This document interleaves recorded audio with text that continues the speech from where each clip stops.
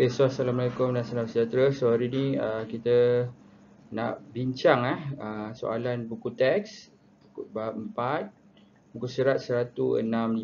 Okay, diharapkan semua dah bersedia. Okay, so kita tengok soalan nombor 1.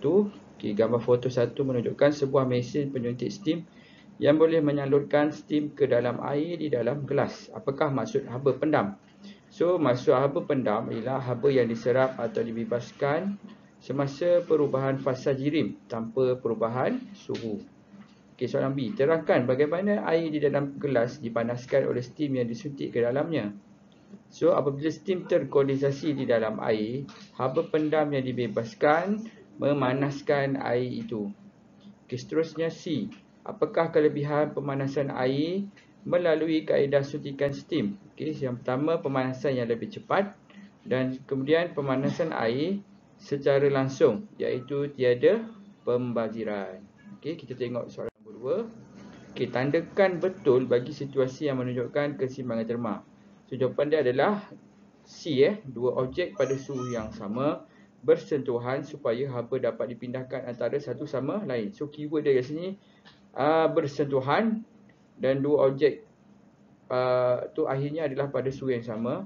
Dan tetapi tiada pemilihan haba bersih berlaku. So maksudnya ni bukan sepenuhnya haba tu pindah secara total lah. Okay? Mungkin ada yang terbebas ke persekitaran. Okay, seterusnya ke soalan kita, soalan nombor 3. Okay, bongkah A mempunyai nilai muatan haba tentu yang tinggi dan bongkah B mempunyai nilai muatan haba tentu yang rendah. Okay, jika kedua-dua bongkah mempunyai jisim yang sama, bongkah yang manakah memerlukan lebih banyak tenaga untuk kenaikan suhu sebanyak 10 darjah Celsius?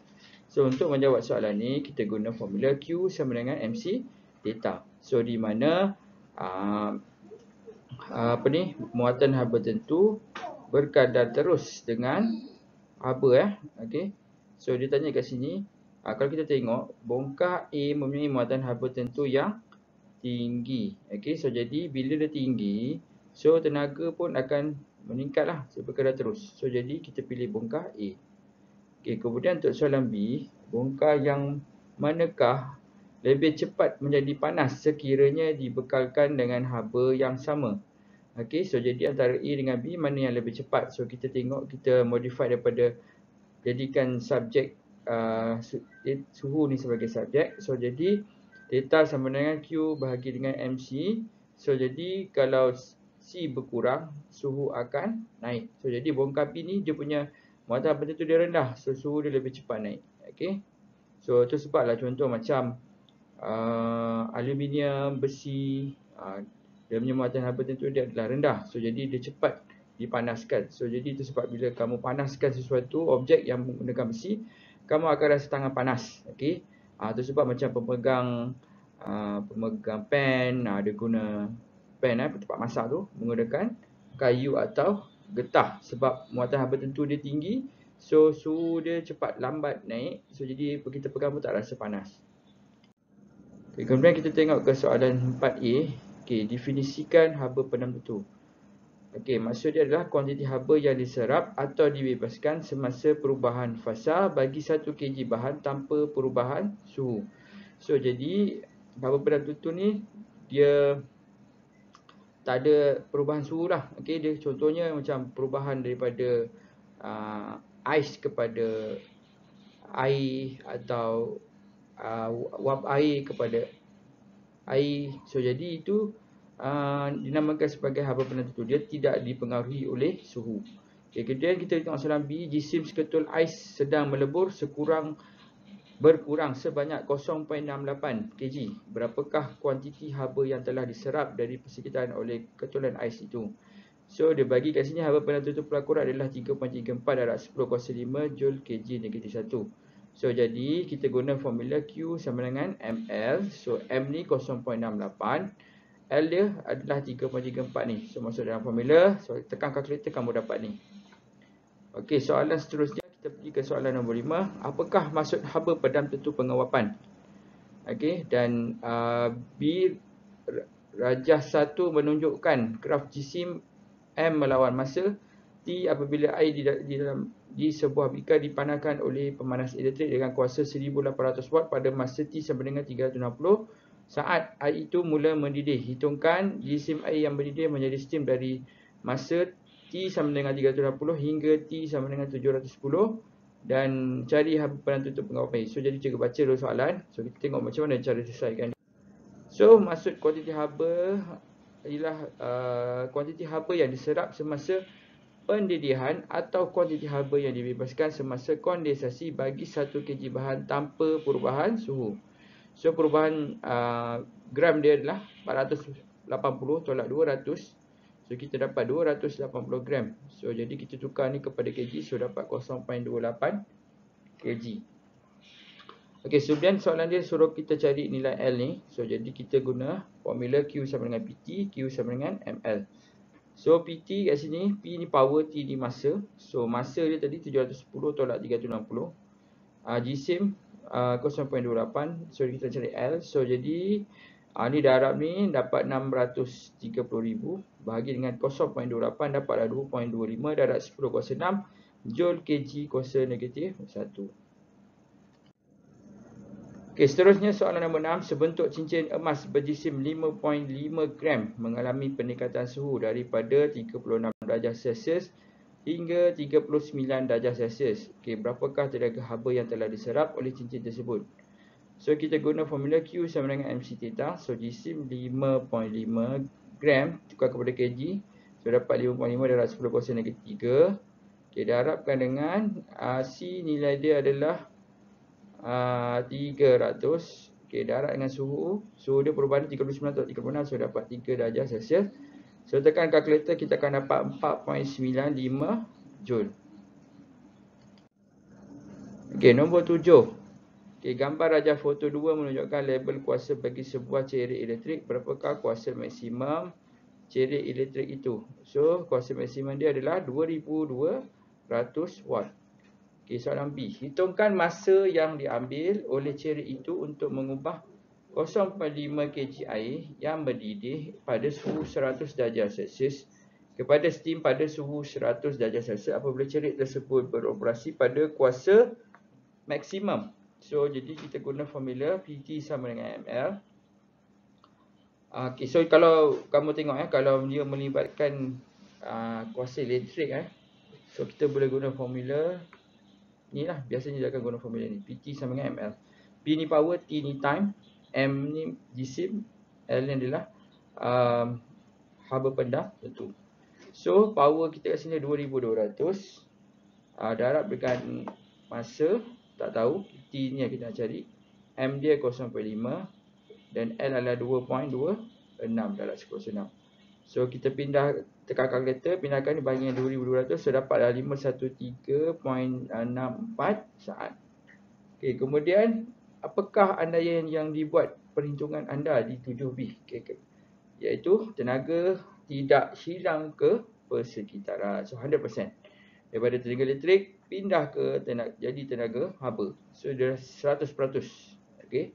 Walaupun sebenarnya memang akan ada hilang lah, tapi untuk pengiraan macam ni kita anggap dia 100% tukar tenaga dia sini. Okey, seterusnya soalan nombor 8. Okey, soalan ni berkaitan dengan menggunakan hukum Gay-Lussac. So ni formula dia.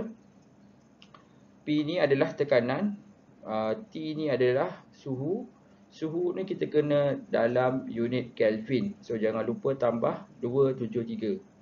So kat sini dia beri tekanan 220 kilopascal. Suhu pertama dia kata 27 darjah Celsius. So dia suruh kita cari tekanan yang kedua ni. Dan suhu kedua adalah 87 Celsius.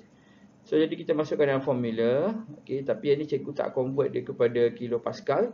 Sepatutnya jawapan ni cikgu nak biarkan yang kilopascal juga. Okey. So jadi 220 bahagi dengan 273 campurkan 27 ni Sebab apa 273 ni? Sebab kita nak jadikan dia suhu dalam unit Kelvin. Yang ni pun cikgu tukar kepada unit Kelvin. Okey, masukkan ni. So jadi dari P2. So ni darabkan dengan ni. Nilai ni. So kamu akan dapat ni 264 kilopascal.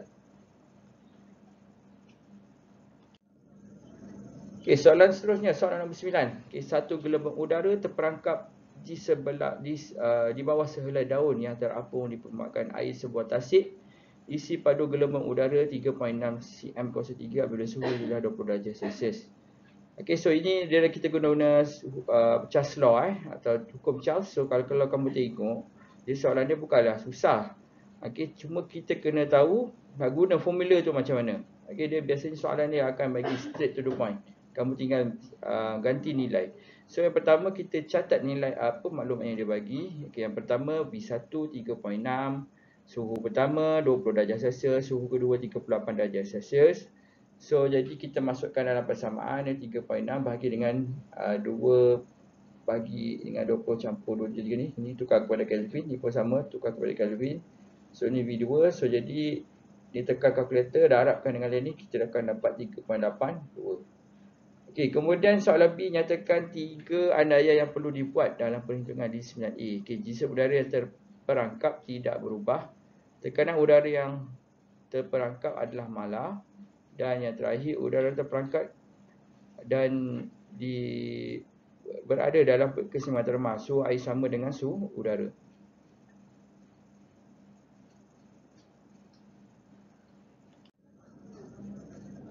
Okey, nombor 10. Okey, rajah 2 menunjukkan sekutulan ais sedang dipanaskan oleh pemanas rendam 500 watt selama 80 saat.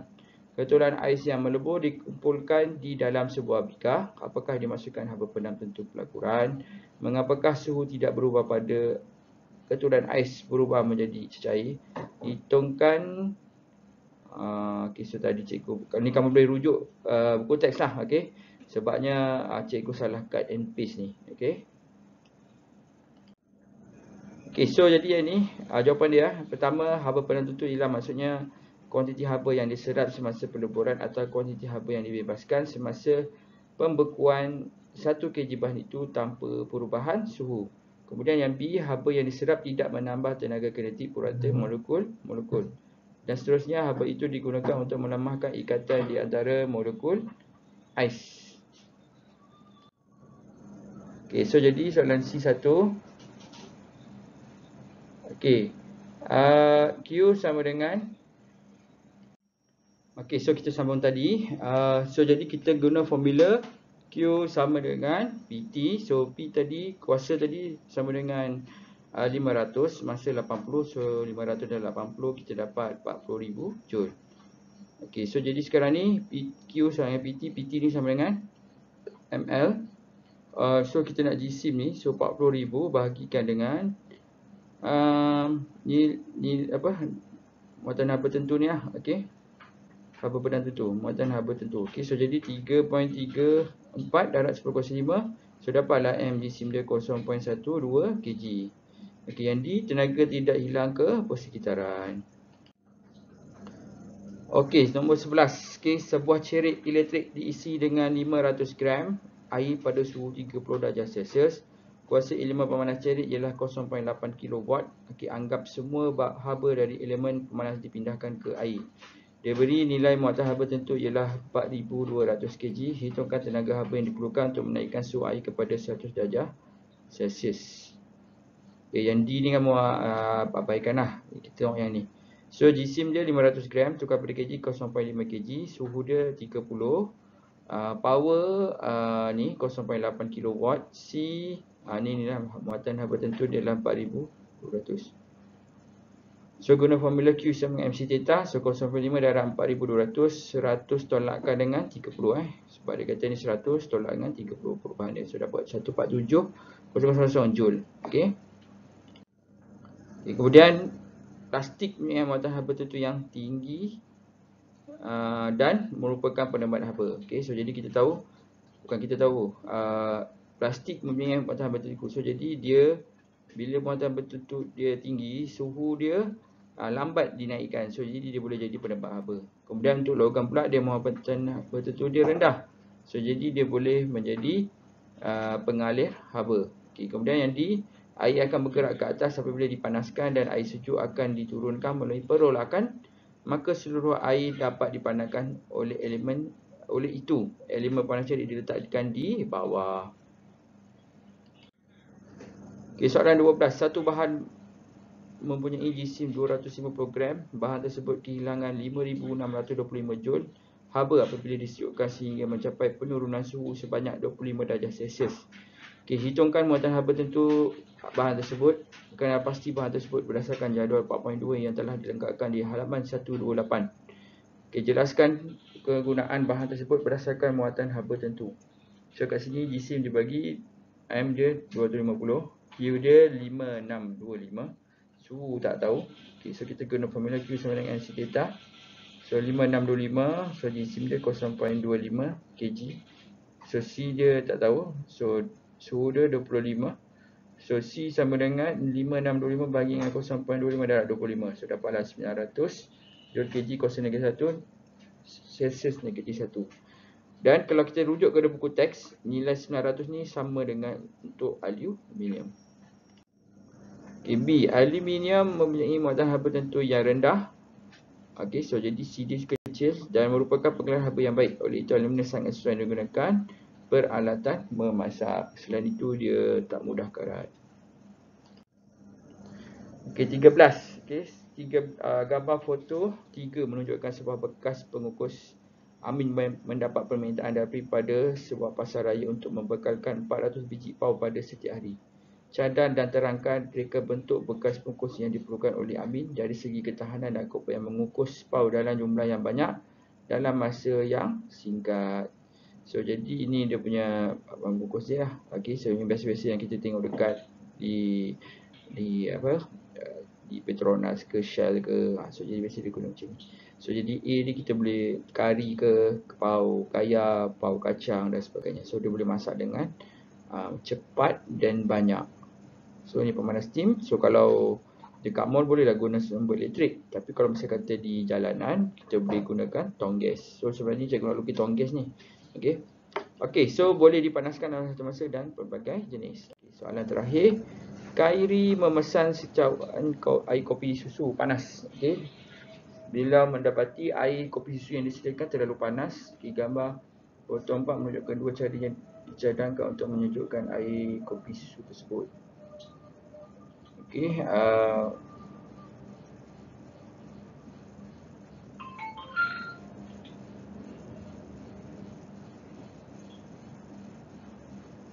bincangkan kesesuaian antara cara A dan B dengan menyejukkan air kopi susu di cawan. Okey, nyatakan pilihan anda. Okey. So jadi kalau cara A kita tengok ni ais, ini cawan, ni air panas. So jadi dia ambil proses tu lambat sikit. So jadi daripada ais ke cawan, cawan ke air. Okay, ni cawan ke air ke cawan, cawan ke air. So jadi proses dia ambil masa. Kalau untuk cara B pula, daripada haba daripada ais ke panas, air panas ke ais sampai berlakunya keseimbangan terma. So jadi kita pilih B kerana proses keseimbangan terma bagi cara B lebih cepat daripada cara A. A ni bukan tak boleh, boleh tapi ambil masa. Okey, tapi bergantung kepada situasi yang kita nak tu. Kalau kita nak masih ada rasa panas-panas sikit-sikit, kita letak 1-2 betul je lah. Kalau dah letak banyak, dia dah tak jadi kopi panas dah, dia jadi kopi ais. Okey, so itu saja. So jadi diharapkan video ni dapat membantu menjawab soalan-soalan buku teks. Sekian, terima kasih.